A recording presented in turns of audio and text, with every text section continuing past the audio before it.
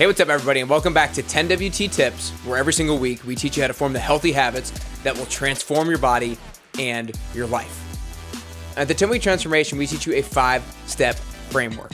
Number 1, it starts with building your big, which is your why behind your fitness. Number 2, we help you set your success indicator, which is where you want to be and by when. Number 3, we help you identify your progress indicators, and these are your 2 to 3 weekly goals that will inevitably progress you closer to your overall goal. Number 4, we help you plan your pills. These are the micro habits that will increase the likelihood that you're successful amidst the chaos and the busyness of your week. And then finally, we set up your scoreboard so that you can get that feeling of game on. If you do these steps, your habits are going to be rock solid, your self-confidence is going to skyrocket, and you'll be on the path to your best you. Every single week, we help individuals who are hungry for growth get closer to the best version of themselves. I'm your host, Nick Carrier, and today I'm super excited to hit on part 3 of how to form habits that stick.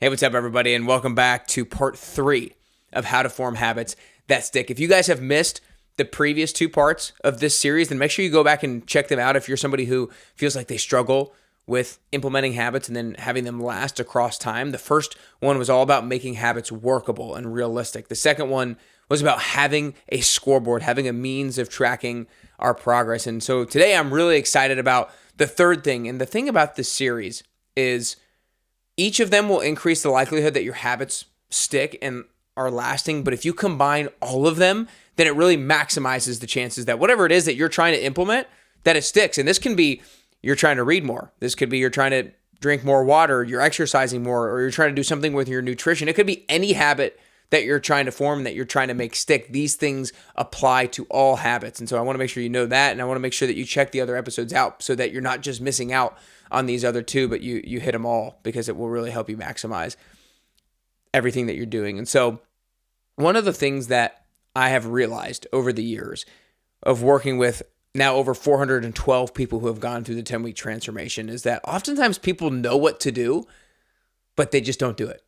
Common sense isn't often common practice. And oftentimes people think that the reason that they don't do what they know they should do is because I'm just not somebody who has that much discipline. I just don't have that much willpower. I'm really not that motivated. And there's some truth to that. But I think that motivation and willpower can be something good to rely on sometimes. I mean, all of us have felt times when we're really motivated. We have a lot of willpower, and no matter what, we're just going to get this thing done because we're really energetic and excited right now.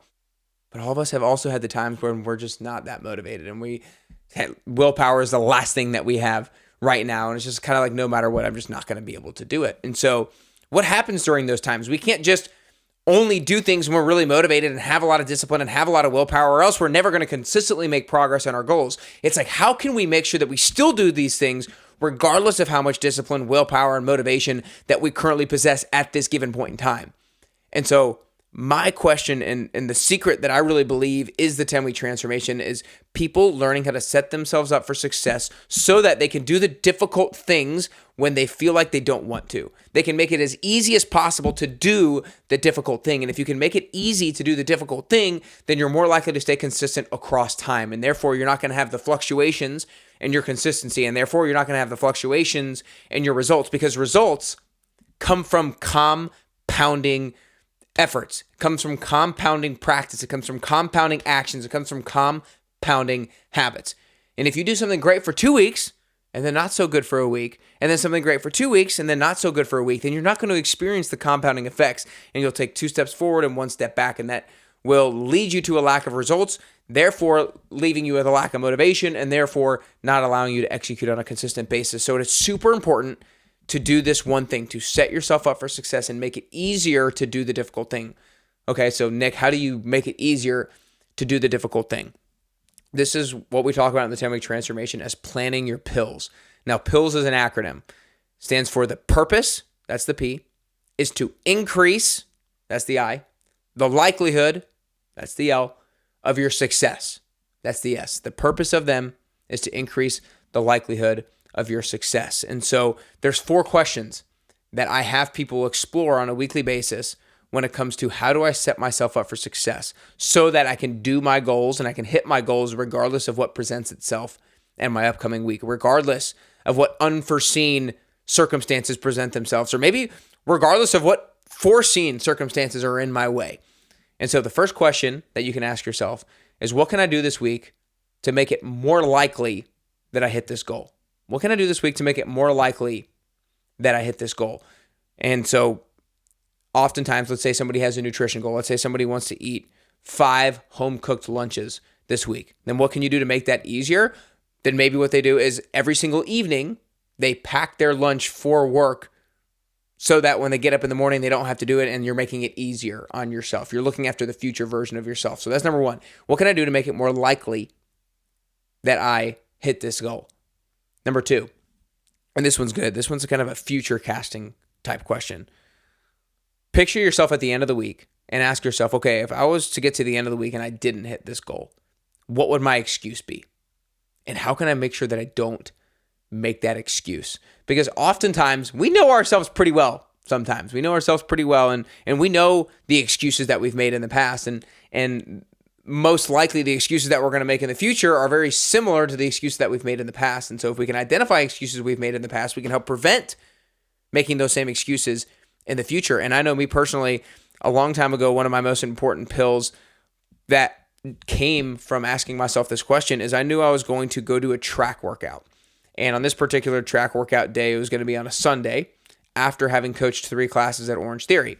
And it was going to be, I coached 3 classes at Orange Theory in the morning, and then I was going to go to the track after that, kind of late morning, early afternoon. And I asked myself, if I didn't go to that track workout, what would my excuse be? And then I started to put myself in the future version of myself shoes. And I said, well, I know I could get to the end of coaching Orange Theory and I could be really hungry, and I might make the excuse that I got to go home and eat first before I go to the track workout. And then I could go home and I'd eat, and I'm full, so I can't run yet. And then something else could potentially get in the way. And so I had to overcome the potential excuse of I'm hungry, I can't go run now.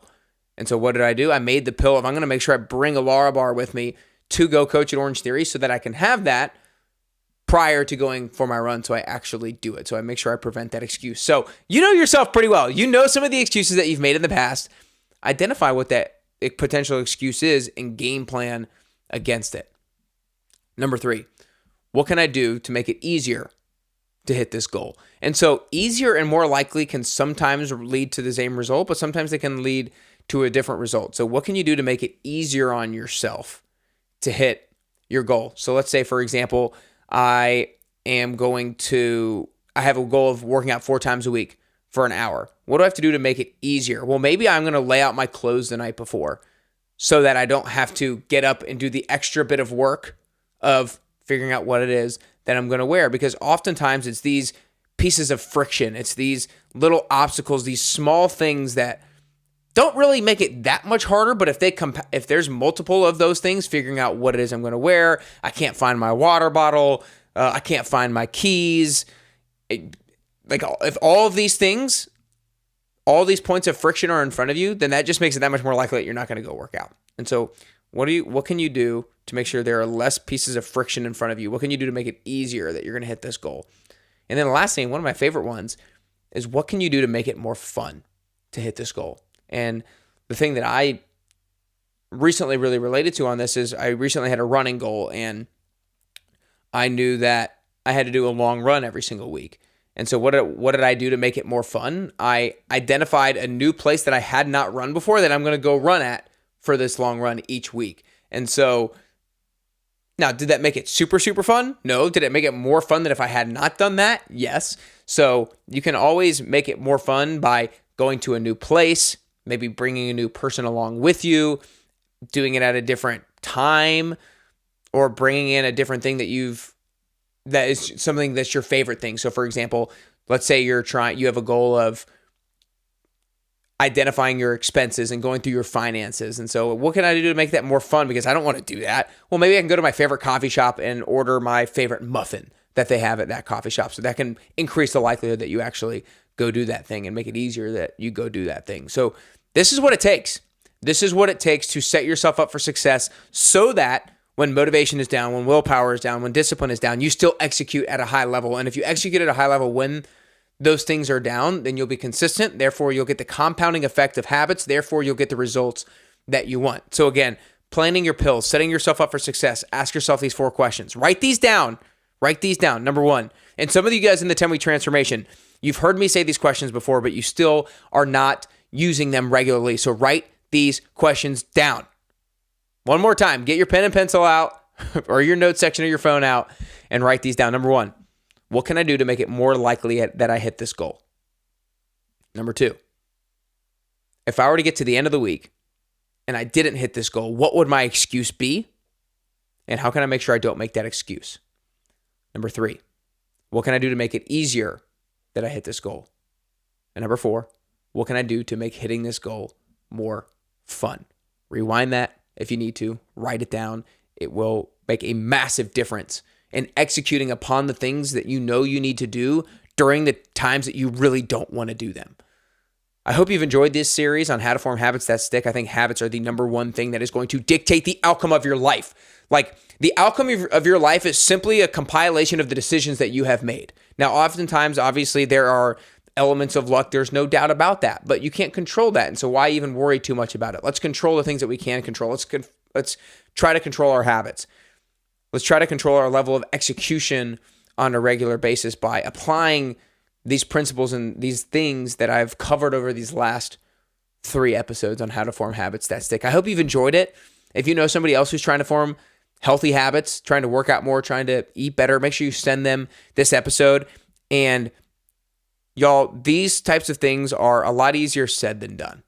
It's a lot easier said that I'm going to ask myself these questions. I'm going to set myself up for success. But actually implementing it is a little bit harder. And oftentimes you need accountability in order to do so. And that's what you can get from the 10-week transformation starting on May 29th. You can get that layer of accountability both from our group and from myself. You can get that layer of accountability that requires you to hold yourself to a high standard so that you execute during these times when it's most difficult to execute. So if you want to sign up for the May 29th 10-week transformation here in Nashville, then go to nickcarrier.com/10WT.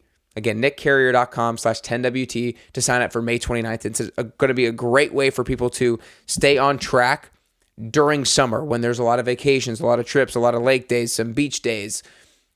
Stay on track. Don't get to the end of the summer. Don't get to August 4th regretful of the decisions that you've made. You've got this. You've got this. Join today, nickcarrier.com/10WT. And if you have not seen yet that I'm doing Instagram live workouts, then you can join us there as well. You can follow me at carrier_bestyou and join us for some Instagram live workouts. They're going to be great. And you can sign up for those at nickcarrier.com/Instagram live. Other than that, though, I hope you've enjoyed this 3-part series on how to form habits that stick. I hope you feel like it's going to get you closer and closer to your health and fitness goals and ultimately closer and closer to your best you.